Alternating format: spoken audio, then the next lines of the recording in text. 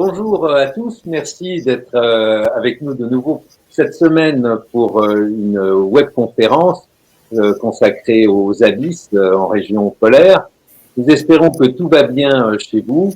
Dès lundi, vous allez pouvoir de nouveau vous déplacer, repartir en trek, vous faire un peu de bien, peut-être aller en montagne pour ceux qui n'en habitent pas trop loin. Donc pour ma part, je suis Eric Bonel, fondateur de Secret Planet, comme vous le savez, basé à Lyon. Nous proposons des expéditions, des voyages d'aventure et nature avec trois activités principales que sont Caméra pour les voyages d'aventure, Expédition Unlimited pour les expés polaires et en haute altitude, et Saiga pour la préservation donc de la biodiversité. La semaine prochaine, ce sera vendredi à 16h. Là, nous accueillerons Jean-Yves Loud, qui s'entretiendra avec Barbara Delière. Barbara est notre chef de secteur PAMIR, Asie centrale, donc en charge du Pakistan, Afghanistan, Tadjikistan, qui sont des zones qu'on adore. Elle recevra donc Jean-Yves Loud. Jean-Yves Loud est un ethnologue très connu de cette région du nord-ouest du Pakistan qui abrite donc les Kalash, qui sont ce peuple païen que nous connaissons nous aussi bien puisque nous y allons très régulièrement avec plusieurs participants. Donc retenez cette date, la semaine prochaine, vendredi, donc à 16h. Mais pour l'heure, donc après l'altitude, la semaine dernière avec Paulo Grebel, on va démarrer notre webconférence consacrée donc aux abysses, aux profondeurs des régions polaires et à la faune arctique. Et pour ce faire, nous allons retrouver avec grand plaisir et sans plus attendre Alban Michon, qui est un des explorateurs français les plus emblématiques, une référence en la matière en termes de plongée sous glace et souterraine. Et il s'entretiendra donc avec Renaud Fultonis, qui est responsable donc de notre activité Saiga.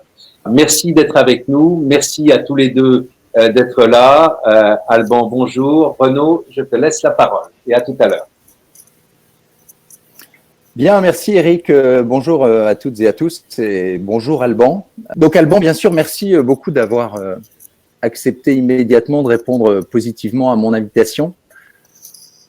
Alors bien sûr, comme tout le monde, j'imagine aujourd'hui, j'ai très envie que tu nous parles de certaines de tes rencontres exceptionnelles avec les animaux de l'Arctique et avec un en particulier. Mais cependant, avant d'évoquer tes expériences les plus récentes et de parler d'animaux, je propose que nous reprenions les choses dans l'ordre. Donc tu te prends de passion pour la plongée dès ton plus jeune âge. Tu dis que c'est ton trésor, tu dis aussi que c'est elle qui te sauve, qui te permet d'aimer la vie et de devenir ce que tu es aujourd'hui.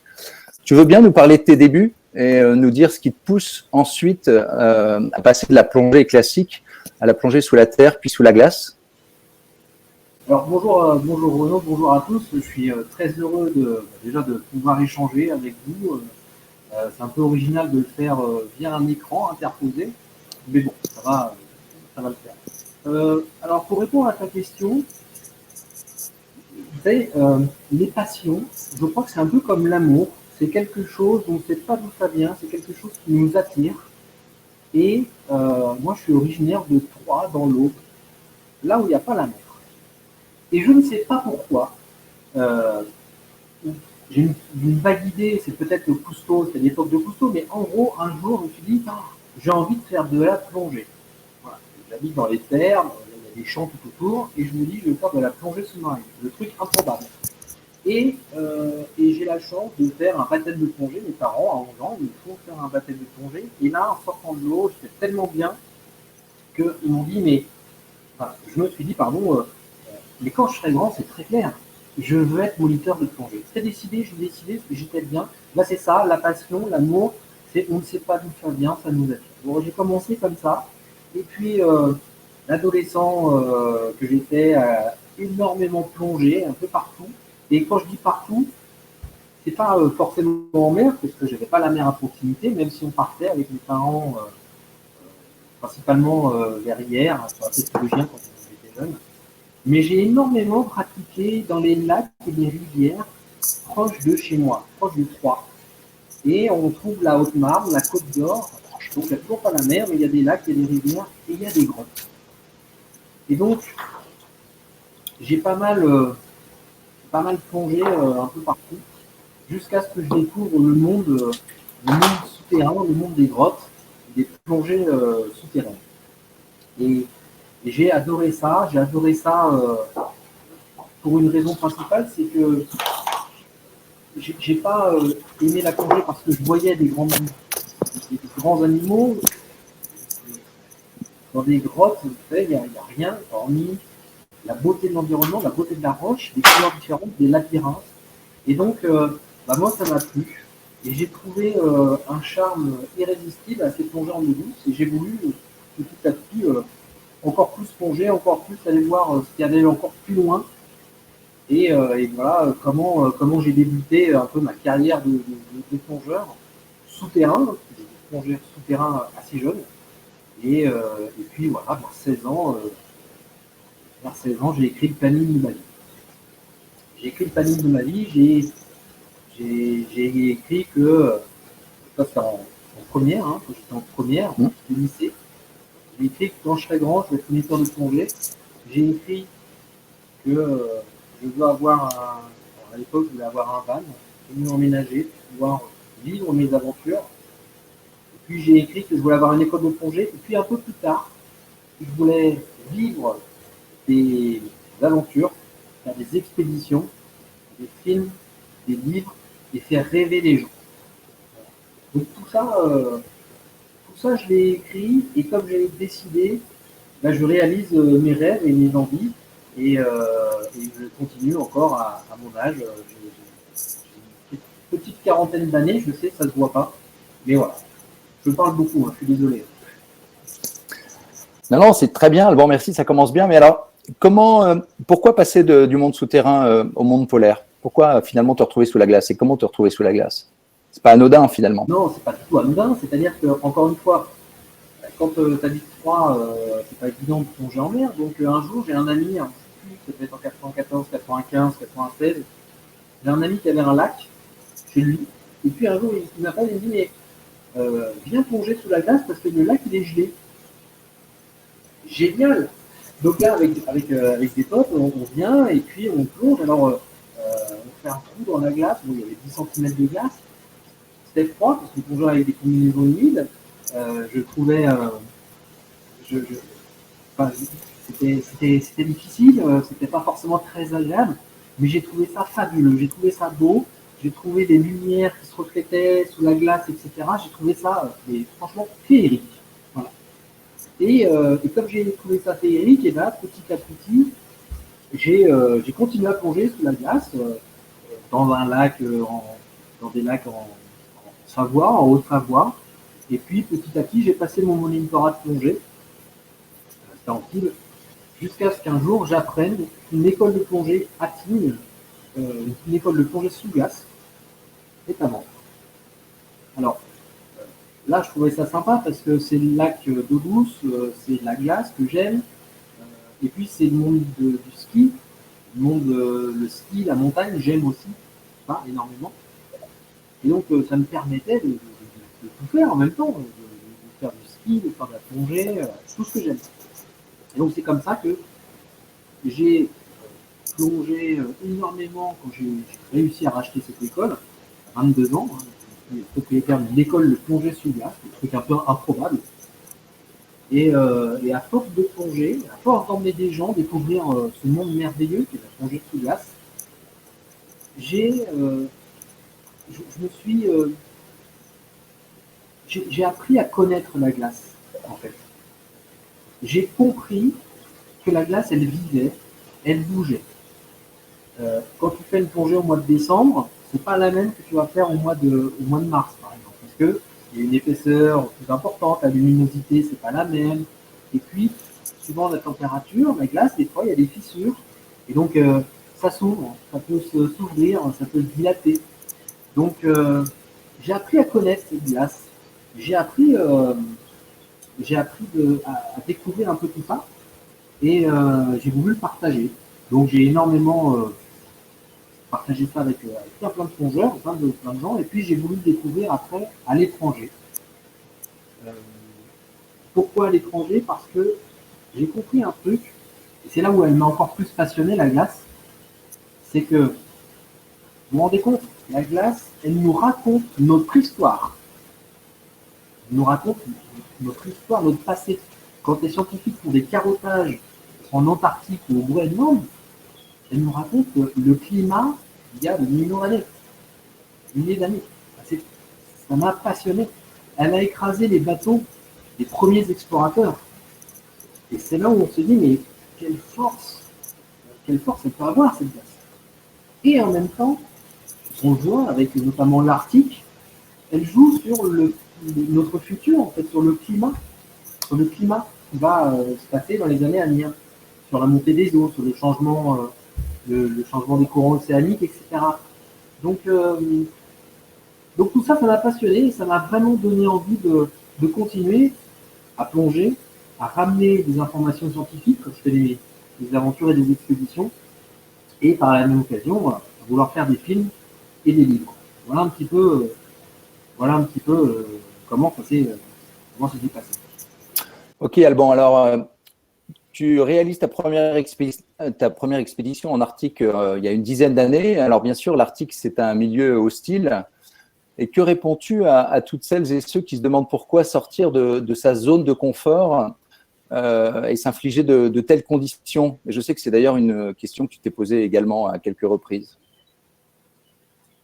Oui, alors, en fait, réaliser une expédition, que ce soit polaire, je vais prendre le cas des expéditions polaires, parce que c'est mon domaine que je connais, c'est hyper difficile. Et c'est compliqué, c'est froid, bien évidemment, on le sait. Mais, comme j'ai l'habitude de dire, ce n'est que difficile et ce n'est que compliqué. Donc, c'est pas impossible. Et la manière dont on va se sortir de sa zone de confort permet de s'adapter à d'autres conditions que l'on peut connaître dans la vie, et ça nous permet également j'aurais tendance à dire, d'être mis. Bon, alors là, quand on voit cette photo, ça fait un peu peur, effectivement, hein.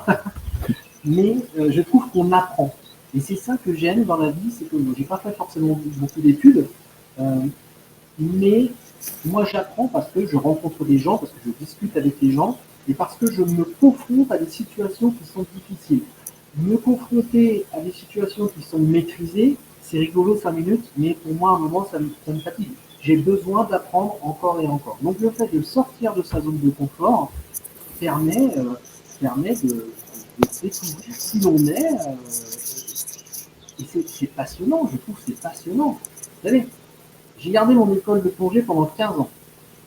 Pendant 15 ans, je l'ai eu, et à un moment, tout allait bien. Je gagnais bien ma vie, tout marchait super bien. Et à un moment, je me suis dit, le seul truc qui me restait à faire, c'était changer mon site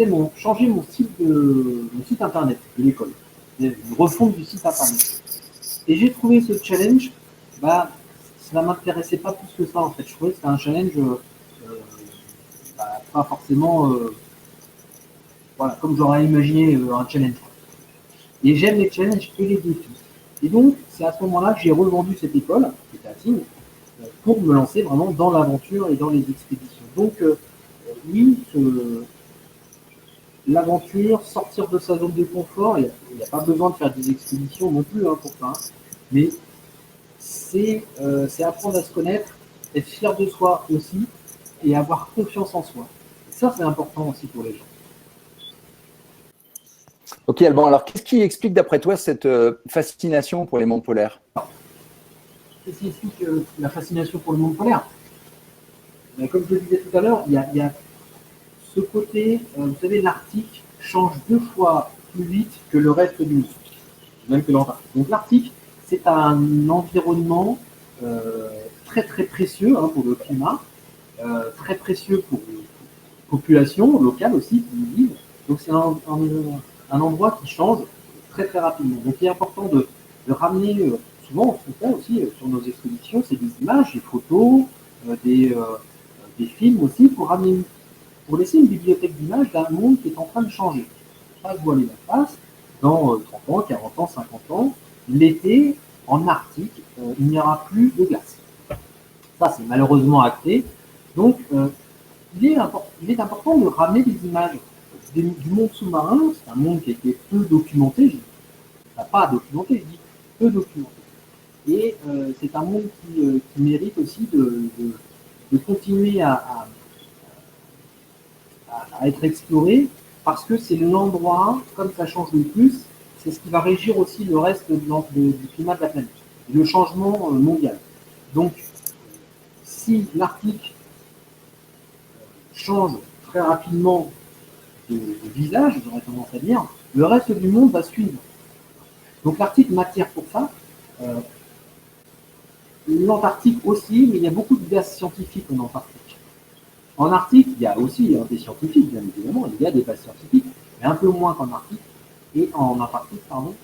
Et vous savez, quand vous êtes explorateur, un des rôles de l'explorateur, alors il est d'aider les gens, de ramener des images, il y a aussi un côté scientifique qui est important, entre autres, hein, il est dans la sensibilisation aussi, dans l'aspect scientifique. Et en Arctique, c'est quand même des endroits qui sont très très extrêmes.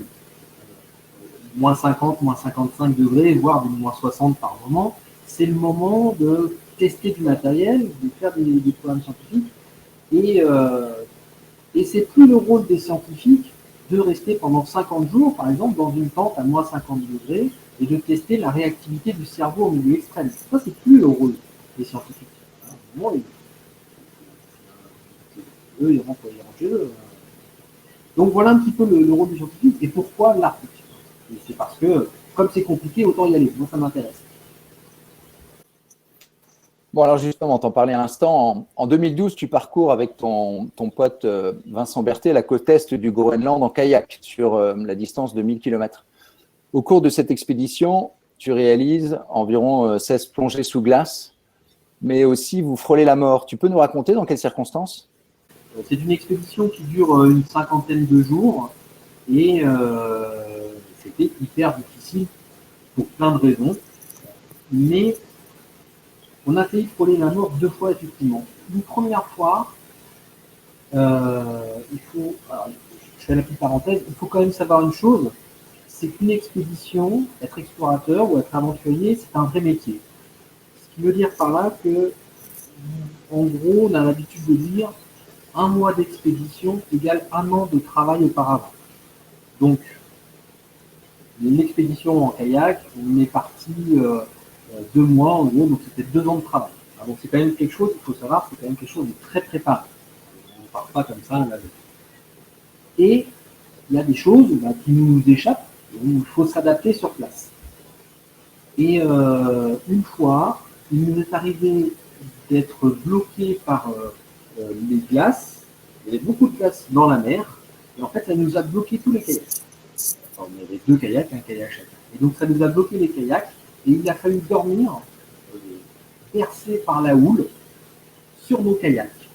Et ça, c'est pas très fun, très désagréable. Et puis, il faut quand même s'imaginer, hein, je peux vous pouvez l'imaginer, on est assis, les jambes droites, tendues, et là, vous allez essayer de dormir, bercé par la houle, en pleine nuit avec le vent. Donc, autant vous dire que si on se renverse en pleine nuit, s'il y a un ours qui vient nous voir, etc., on est proche d'une situation relativement extrême, dramatique par moment. On s'en est bien sorti. Mais la fois où on a vraiment failli mourir, celle-là, on n'était pas mal, mais une autre fois où c'était un peu plus délicat, c'est que il y avait la tempête, donc on n'avait pas pris la décision de naviguer. Et on devait bouger nos kayaks pour les rapprocher, pour les attacher, les mettre à proximité et établir le camp. Notre camp, on dort dans les eaux. Et donc en allant chercher un des kayaks, l'autre il est à proximité, il est à 20 mètres de nous, hein, on va chercher le deuxième kayak, et une bourrasque de vent le fait partir dans la mer. Il faut quand même s'imaginer la bourrasque de vent qui emporte un kayak qui est déjà rempli de matériel, hein. C'est quand même relativement lourd un kayak, et la bourrasque de vent l'emmène. Il se retrouve en mer, et en fait, en se retrouvant en mer, il a tapé un bout de cailloux, et il s'est abîmé, donc il commençait à prendre l'eau. Alors il y avait des compartiments étanches, hein, mais il a commencé à se remplir un peu d'eau, donc il s'est retourné, et là, le kayak s'est fait emporter par le vent au large. Donc Vincent s'est mis à l'eau avec une combinaison étanche qui restait, du matériel. Il a essayé de récupérer le kayak en nageant comme il a pu. Il faut s'imaginer que l'eau elle est à moins 1,6 degré. et il n'avait pas de gants, donc il a essayé de récupérer le kayak comme il pouvait. Et il n'a pas réussi d'ailleurs. Et donc moi j'ai pris le dernier kayak qui nous restait pour aller l'aider. Parce que je voyais et le kayak et Vincent partir au large, poussé par le vent. Et une fois que j'ai au large, à 2000 km de là, il y a l'Islande. Un peu loin. Et donc, je suis habillé en explorateur, et non pas en plongeur. Donc, j'ai un matériel qui n'est pas du tout étanche. Et donc, je suis en plein air, habillé comme ça. Il y a des vagues qui me trempent entièrement. Si je tombe dans l'eau, si je me renverse, la température de l'eau est si froide que je vais tenir 3 minutes, 4 minutes avant de tomber en hypothermie. Donc, on a réussi à récupérer le kayak, je vous passe des détails, et Vincent aussi, il a réussi à trouver quelques temps après. Mais c'était hyper difficile parce que on était loin de la plage, le kayak s'enfonçait à moitié, voilà. Donc il ne fallait pas que je me retourne, sinon c'était une mort par hypothermie. Alors ce qui est relativement douce, hein, une mort par hypothermie, c'est pas mal, mais bon, c'est toujours un peu embêtant. Donc voilà, c'était un peu compliqué. Cette expédition a été très difficile.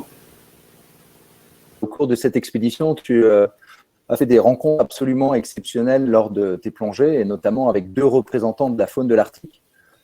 Et avant de l'évoquer, je propose qu'on regarde le teaser du film, donc, qui s'appelle Le Piège Blanc, qui évoque cette aventure. On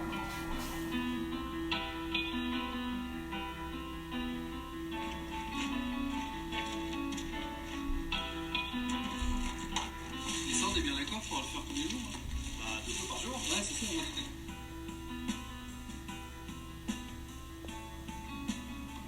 Qu'est-ce qui s'est passé?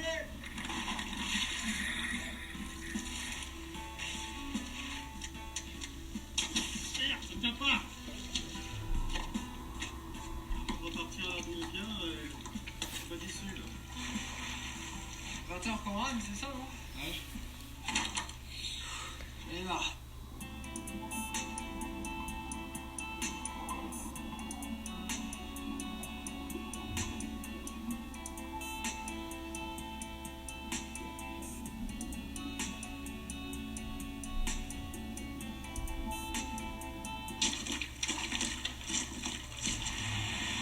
C'est le piège là. Faut vite qu'on bouffe là, parce que je me caille, hein. On va passer la nuit là. Et dès que la glace se libère ou que. Voilà, moi. Je sais pas, on vous tient au courant demain si on est encore là, quoi.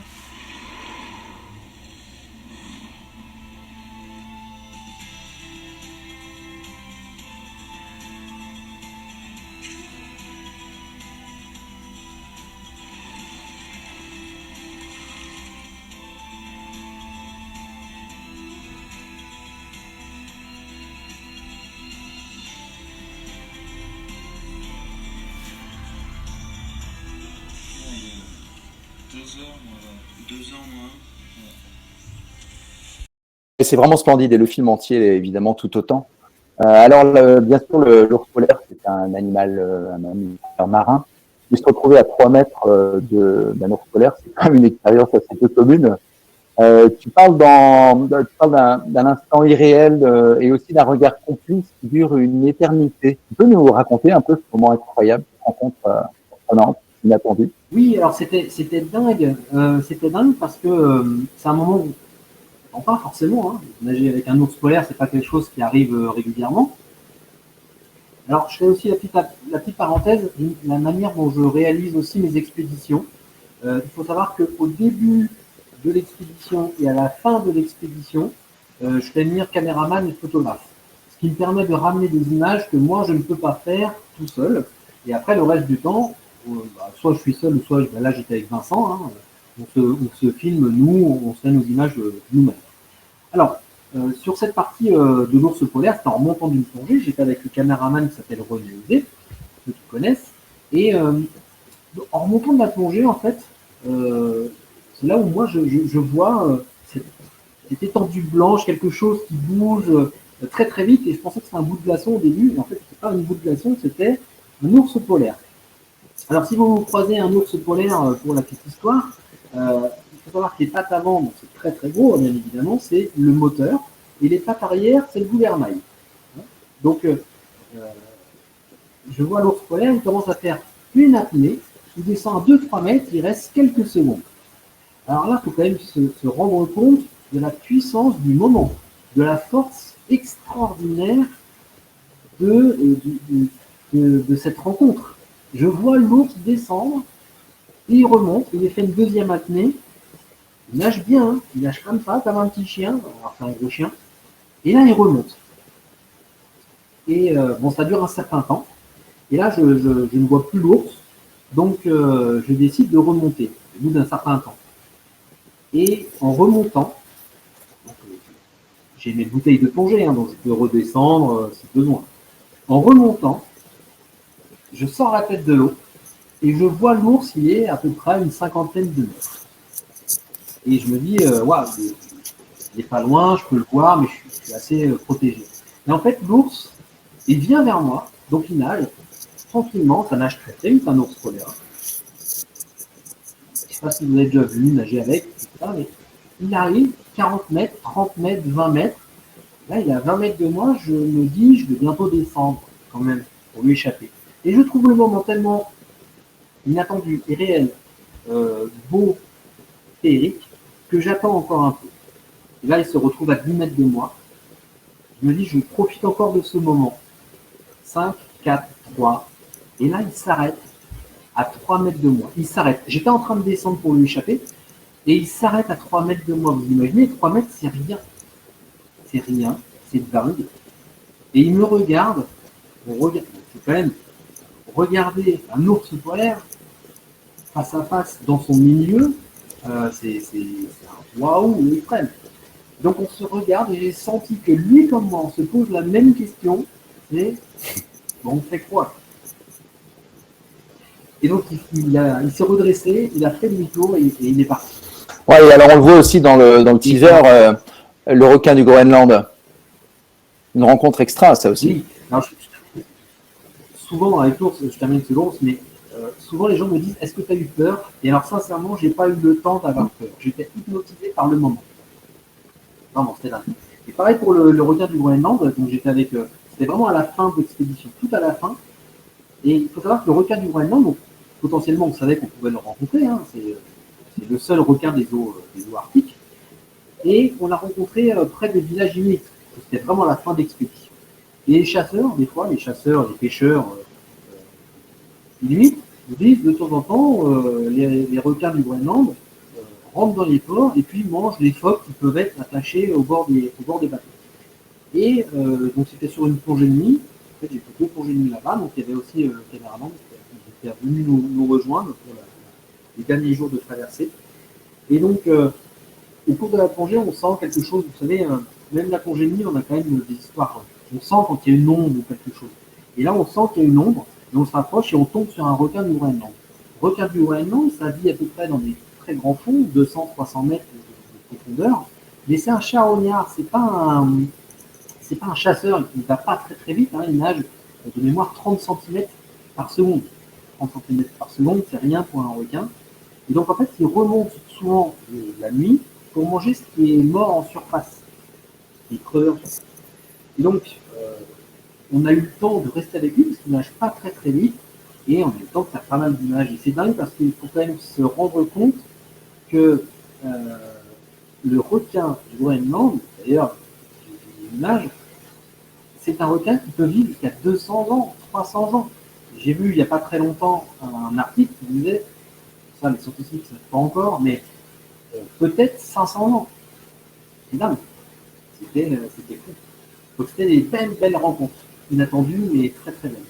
Alors parlons de ta dernière expédition maintenant. En 2018, pendant plus de 50 jours et par des températures qui frisent parfois les moins 45, tu traverses le passage du Nord-Ouest, seul et à pied. Donc ce passage qui relie l'océan Atlantique à l'océan Pacifique et qui est malheureusement maintenant de plus en plus libéré des glaces en été. Alors c'était une première et une aventure a priori complètement dingue. D'ailleurs, tu as évoqué la peur à plusieurs reprises, donc tu t'es fait peur lors de cette expédition à plusieurs reprises. Quels sont les souvenirs les plus forts que tu en as rapportés? Alors, ouais, c'était en 2018, ma dernière expédition, donc, où je suis parti avec mes traîneaux, avec mes skis. C'est une expédition qui a duré 62 jours, avec des températures de moins 55 degrés au plus froid.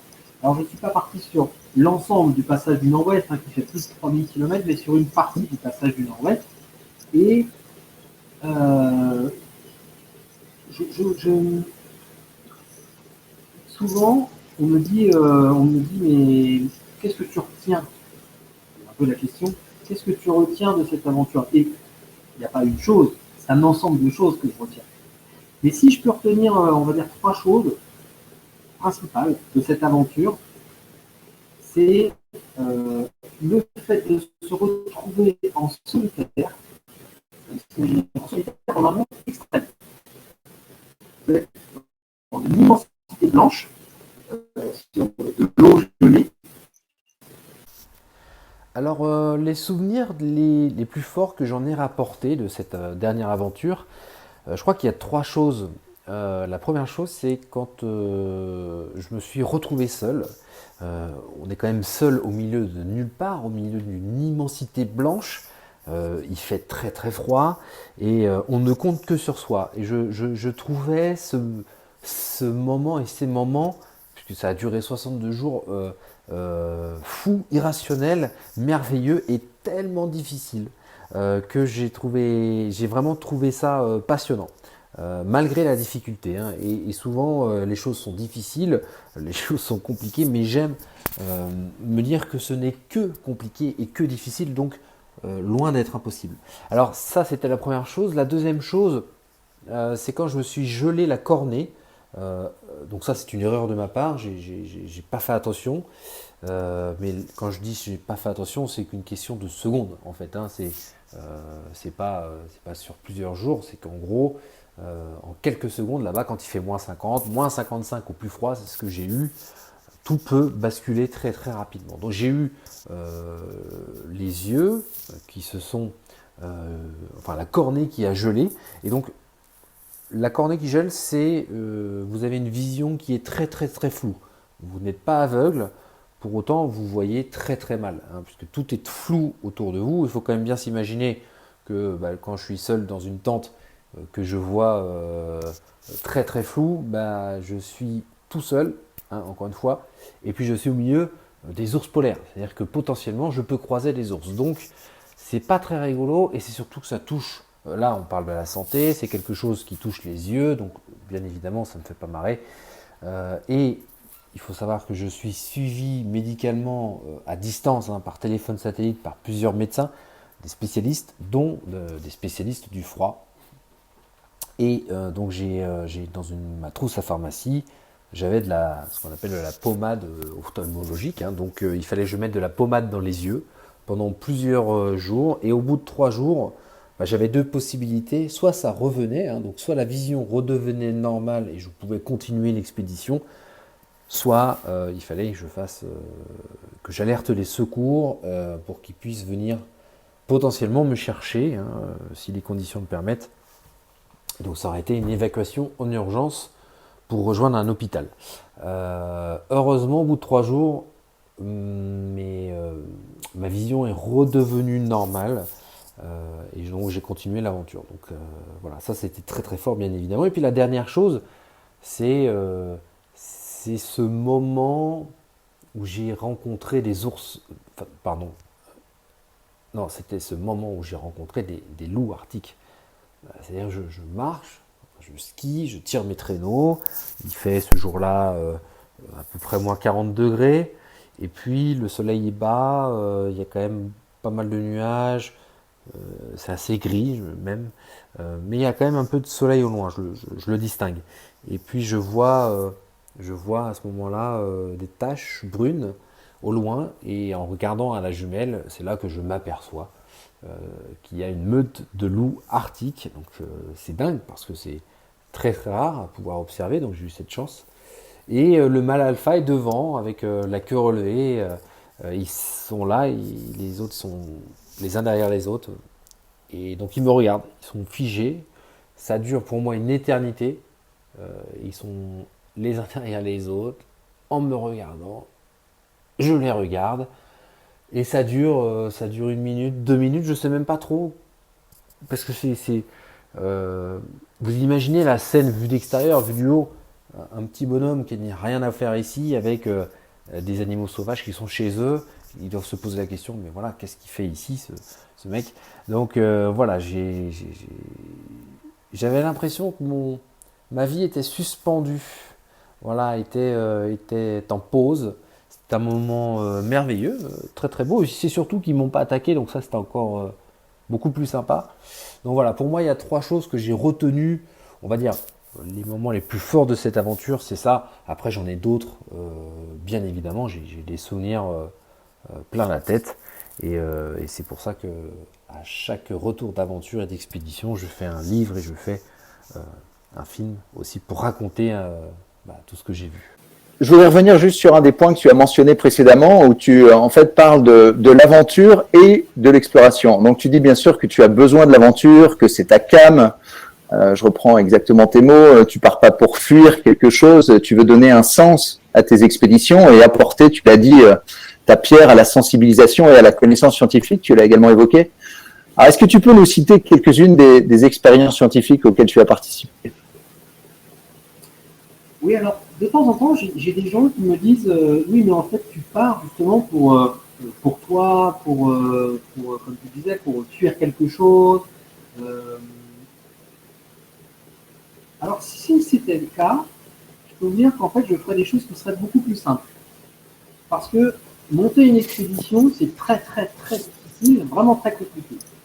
Donc, si j'avais besoin de fuir ou de me retrouver seul, ou quelque chose, je partirais dans les Alpes avec ma tente ou dans un refuge, ça serait beaucoup plus simple à organiser. Donc il est vrai que j'ai envie aujourd'hui d'apporter, de servir à quelque chose. C'est-à-dire que pour moi, il y a un peu 2 catégories. Les 2 sont très bien, hein, mais il y a l'aventurier pur et dur qui fait des exploits sportifs, qui est le plus rapide, le premier à, etc. Donc ça, pour moi, c'est un aventurier, c'est très bien. Et puis, il y a d'autres personnes, plutôt les explorateurs, où l'idée c'est d'apporter une connaissance, voilà, une touche, comme je le disais un peu tout à l'heure, là où les scientifiques ne vont pas ou ne restent pas longtemps sur place. Alors, j'ai participé à 3 expéditions en une dizaine d'années, parce que déjà c'est long à préparer, donc 3 grosses expéditions, pôle Nord, Groenland et Canada. Et à chaque fois, on a eu des programmes scientifiques. Alors sur la première expédition scientifique, première expédition, on avait un programme scientifique, c'était la mesure du sommeil, en fait. Donc on avait un protocole sur une étude sur le sommeil. La deuxième expédition avec Vincent au Groenland, on avait un programme justement, là on voit cette photo, qui était sur la pollution atmosphérique, mesure de la pollution atmosphérique avec le CNRS. On travaille soit avec le CNRS ou le CNES, pardon, c'était avec le CNES, voilà, à Toulouse. Et sur la 3e aventure, ma dernière expédition, je travaillais sur la mesure de la pollution atmosphérique, comme on a vu là, avec le CNES, sur le prélèvement de plancton sous la glace, avec le CNRS, là, la station biologique de Roscoff.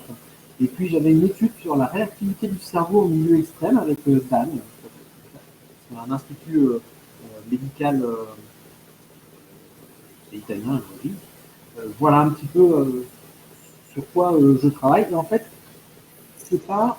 Souvent les gens me disent et les résultats. Et en fait, il n'y a pas de résultats tout de suite parce que, vous savez, pour comprendre toutes ces choses-là, tous les mécanismes de l'extrême, de la réactivité du cerveau, ou comment le cerveau s'adapte, il faut qu'il y ait plusieurs explorateurs qui travaillent sur le même protocole pendant plusieurs années.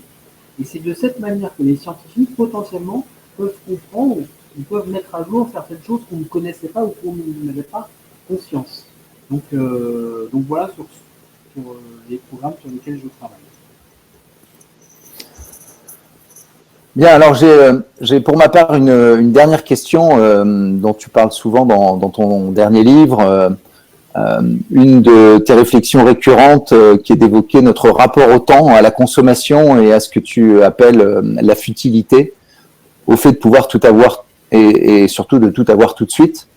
Alors, qu'est-ce que t'inspire la période particulière que nous traversons sur notre rapport à la nature? Et d'après toi, quelles leçons nous devrions en tirer? Alors, je n'ai pas de leçon à donner. C'est pas mon rôle, mais effectivement, vous savez, quand j'ai plein de gens qui m'envoient des messages sur les réseaux sociaux. Plein de gens qui me disent, mais comment tu as fait pour vivre tes rêves? Comment tu fais? J'ai envie de vivre telle aventure. De vivre ses rêves, c'est pas forcément être aventurier ou partir au bout du monde. Hein. Il y a des choses qui sont beaucoup plus simples dans la vie. Mais j'ai beaucoup de messages de ce style. Et en fait, je m'aperçois d'une chose, c'est que les gens ont de plus en plus de mal à vivre, à être persévérant. C'est un mot que j'ai appris, le mot persévérance. C'est vraiment ce mot que j'ai appris. Et donc les gens essayent. En tout cas, les gens qui m'ont contacté, à qui j'ai eu un peu des rapports pour voir un peu comment l'évolution. Et au bout de 2 mois, 3 mois, 6 mois, certaines personnes revenaient vers moi en me disant oui, mais ça marche pas, je laisse tomber. Et, en fait, pour vivre ses rêves, c'est pas une histoire de 1 mois, 6 mois, 1 an. Il y a des choses, moi j'ai mis 10 ans pour vivre mes rêves. C'est ça le mot persévérance. Et je trouve qu'aujourd'hui, on a un élément qu'on a tous, et moi le premier, un téléphone portable. Et j'en suis très heureux d'ailleurs. Et ce téléphone portable, on s'aperçoit d'une chose, c'est que on a pris l'habitude que tout soit rapide et que tout soit à disposition. Si j'appuie sur, je fais 18, j'ai des pompiers qui arrivent dans un quart d'heure. Je me fais mal à la cheville. J'ai pas ça en expédition. Aujourd'hui, si j'ai envie de commander une pizza, j'appuie sur un bouton. Si j'ai envie de rencontrer un garçon ou une fille, j'ai plus qu'à choisir un catalogue. Et j'appuie sur un bouton. Et bien la vie, les rêves, les envies, les désirs et les passions, c'est pas du tout ça. C'est tout l'inverse. Et donc je trouve que la vie qu'on nous offre aujourd'hui, et je dis pas que c'est bien ou c'est mal, hein, parce que je suis le premier à m'en servir, eh bien c'est une réflexion que je me fais. C'est de me dire, on perd cette habitude de persévérer. On perd cette habitude de croire, d'avoir envie, d'espérer. Et alors, ce confinement, j'ai des gens qui me disent, mais ça ne doit pas être facile pour toi de vivre le fait d'être enfermé, le machin, si, parce que j'ai beaucoup de projets, j'ai beaucoup de rêves. Et je travaille dessus. On nous a offert du temps, avec un peu de recul. Il ne faut juste pas oublier qu'il y a encore quelques mois, il y a des gens qui disaient, mon Dieu, j'ai pas le temps. J'ai pas le temps de voir ma famille, j'ai pas le temps de voir mes amis, j'ai pas le temps pour moi. C'est vrai. Et le temps, c'est le luxe du monde de demain. Vous l'oubliez, c'est le luxe du monde de demain. Les gens sont en burn-out parce qu'ils n'ont pas le temps. Aujourd'hui, on nous a offert du temps. C'est une chance. Je dis pas que c'est bien, mais c'est une chance. Donc pour moi, le temps, avoir du temps pour soi, savoir s'ennuyer, mais quel bonheur. Et donc, si je dois terminer par qu'est-ce qu'on peut en retenir, c'est que les gens sont extraordinaires et ils ne le savent pas forcément tous. Ok Alban, merci. Ouais, j'imaginais un peu que tu allais terminer avec une phrase de ce style. Merci infiniment pour cet entretien, pour toutes ces réponses. Et j'imagine, Eric, que tu as peut-être de la part des personnes qui nous suivent une, deux, plusieurs questions supplémentaires pour terminer. Absolument. Alors donc oui, bon, ça fait un certain temps là qu'on a commencé. Parfois la communication se brouille un peu. Donc bon, c'était un moment assez merveilleux. J'ai trouvé que c'est monté en crescendo autour de cet entretien et les derniers éléments vraiment ont, je pense, ému et passionné tout le monde. Alors, j'ai plusieurs questions. Alban plonge-t-il toujours sous terre? Je suis spéléo. C'est une question de Pierre. Donc, question rapide, réponse rapide. Ma réponse rapide, c'est toujours un peu difficile, mais oui, je continue à plonger sous terre, plonger ce spéléo pour 2 raisons principales. La première, c'est que j'adore, et là, j'ai qu'une envie, c'est de repartir. Donc oui, je continue. Et la deuxième chose, c'est que pour moi, c'est le meilleur entraînement qui soit. Parce que j'ai besoin de m'entraîner et je fais marcher mon cerveau souvent par le fait d'explorer les grottes, être dans le froid, dans le noir, loin de la sortie, etc. Ça me fait travailler mon cerveau. Donc oui, je continue et j'ai hâte de voir ça. Est-ce que tu peux décrire, alors là, ça va être compliqué rapidement, mais une journée type lors de ta dernière expédition en solitaire, donc c'était le passage du Nord-Ouest, c'est des journées longues, en gros tu as une espèce de routine. Oui, alors, j'ai une routine sans parler de la partie plongée, parce que j'ai fait de la plongée sur la banquise, mais on va dire qu'une journée type, c'est à peu près la même chose. Effectivement, je me lève, alors ça va dépendre.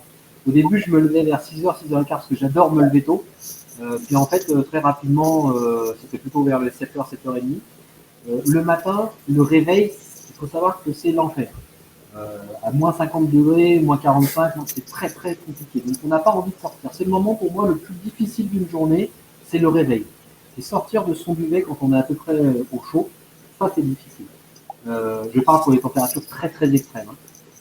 Ensuite, il y a le petit-déj et le démontage de camp. Donc, on va dire que lever aux alentours des 7h, départ 9h, 9h30, jusqu'à à peu près 17-18h, ça va dépendre des conditions, voire plus, voire moins, suivant si la zone est relativement plate, s'il ne fait pas trop froid, s'il n'y a pas trop de vent. Donc, voilà, ça dépend. Toute la journée, c'est des vivres de course. Donc je mange pas de cuisiner, je mange des noisettes, du chocolat, des barres de céréales toute la journée, donc toutes les heures. Je bois du thé, toutes les heures et demie à peu près, très régulièrement. Et le soir, c'est montage de camp, donc c'est pareil, je mets un certain temps pour monter le camp. Nourriture, il y a des programmes scientifiques à caler entre tout ça. Et puis alors, la nourriture, je suis à peu près sur du 6000 kilocalories par jour, et je mange des lyophilisés. Et après, c'est une nuit de sommeil à partir de 20h30, j'étais au lit et je m'entendais ronfler à 20h32. Ça marche. Bon, il y a Véronique qui avait posé une question donc sur tes thèmes de recherche, s'il y a des demandes de labos de recherche notamment, mais ça tu l'as évoqué tout à l'heure. Bon, il y a effectivement une question sur ta prochaine expédition. Est-ce que tu as une envie particulière, et ça rejoint une autre question. Voilà, tes prochains projets. Alors les prochains projets, il y a plein de choses, mais en gros déjà, il faut savoir que ma dernière expédition, le film est sorti, le livre est sorti, donc pour l'instant je suis, alors, pas en ce moment parce que c'est le confinement, mais sinon j'étais sur la promotion de ma dernière expédition, entre le film et le livre. Et puis je prépare, alors je fais des conférences aussi dans les entreprises, mais bon, c'est un peu mis en stand-by, mais je prépare bien évidemment la prochaine aventure.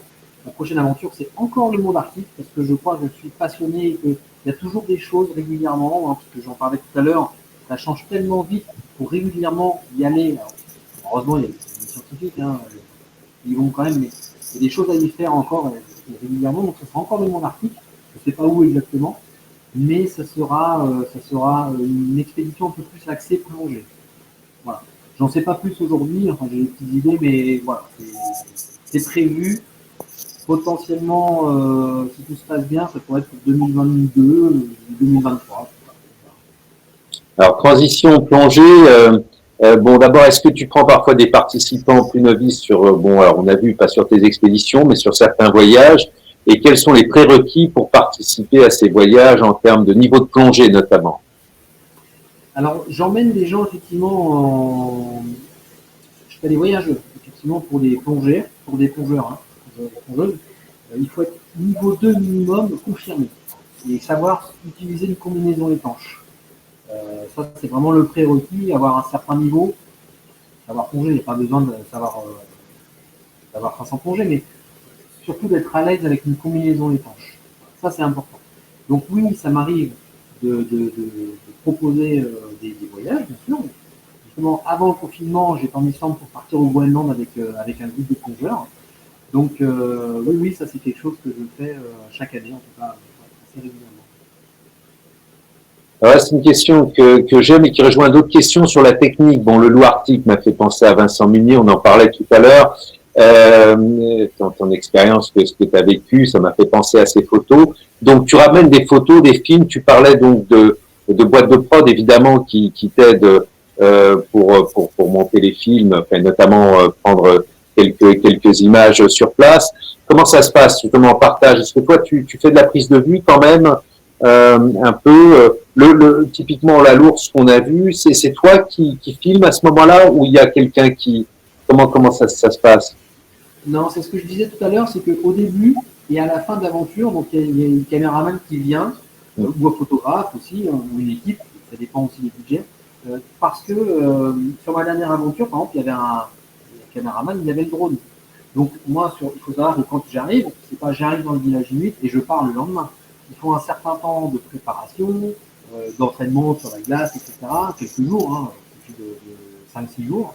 Et donc pendant ce temps-là, le caméraman, il va alimenter le stock d'images pour les livres ou pour les photos. Parce que après, une fois qu'ils sont partis, là effectivement, c'est moi qui vais tout faire. Donc je vais principalement faire quoi? Des selfies, poser la caméra, repartir, avancer. Donc après, c'est moi qui fais tout. Mais je trouve intéressant de mélanger la qualité cinématographique éventuellement avec les qualités de quelqu'un qui est à l'aventure.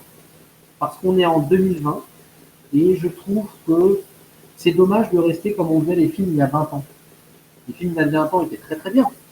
On prenait la caméra, on se filmait nous, etc. Je trouve qu'on peut faire mieux maintenant aujourd'hui avec les technologies qu'on a. Il y a moyen de faire mieux. Donc c'est pas une équipe de tournage qui nous suit tout le long de l'expédition. Rien du tout. Rien à voir. Mais ça nous permet d'avoir des images de drones que je ne pourrais pas avoir. Je ne peux pas avoir un drone moi, je ne peux pas avoir. Donc sur des premières plongées, il y a le caméraman sous-marin, c'est là où on allait rencontrer l'ours. Et ça, c'est des premières plongées. Après, je continue moi à plonger, et c'est moi qui ai la caméra, etc. Donc je fais beaucoup de subjectifs. Mais ça veut dire que dans un film, ce serait dommage de ne pas me voir aussi de loin, etc. Donc, et on est en 2020, et j'aime apporter une touche un petit peu différente de ce qu'on a vu depuis, qu'on a toujours vu, qui était très bien. Et allez, on est en 2020, on essaie de faire différemment. Pensez au monde du silence de Cousteau. Bon, ça, c'était une autre histoire. Bon, écoute, on a fait à peu près le tour, Alban, des questions. Est-ce qu'on a perdu notre ami Renaud? Je ne le vois plus, mais est-ce qu'il nous entend? Je vous entends très bien, ouais. Bon, quelques mots pour conclure, tous les deux. Tu veux commencer, Alban? Moi, c'est toujours un plaisir. Sinon, c'est moi qui conclue, hein, mais en général, je conclue, après je regrette. Je me dis quand même, j'ai des invités, je pourrais quand même leur proposer de conclure. Alors moi, déjà, je vais en profiter quand même pour remercier Thibaut à la régie et à la technique et Clémentine à la com. Et puis donc, si vous avez un ou deux mots pour ceux qui ont eu la patience technique de nous suivre, la passion, ça, j'en doute pas. Je vous laisse conclure. Alban? Oui, alors moi, en gros, c'est toujours un plaisir de parler, de raconter ces aventures, parce que au-delà du fait de faire rêver, et c'est important de rêver, c'est toujours apporter cette histoire de. Je suis très optimiste comme garçon, donc j'aime aussi raconter des belles histoires aussi, avec des beaux paysages, et de montrer que tout n'est pas foutu, que oui, il y a plein de choses qui sont, le monde est pollué, le monde est ok, mais et on le voit ici, avec le confinement, c'est que, mine de rien, la vie pourrait apparaître très très rapide, 2 mois déjà.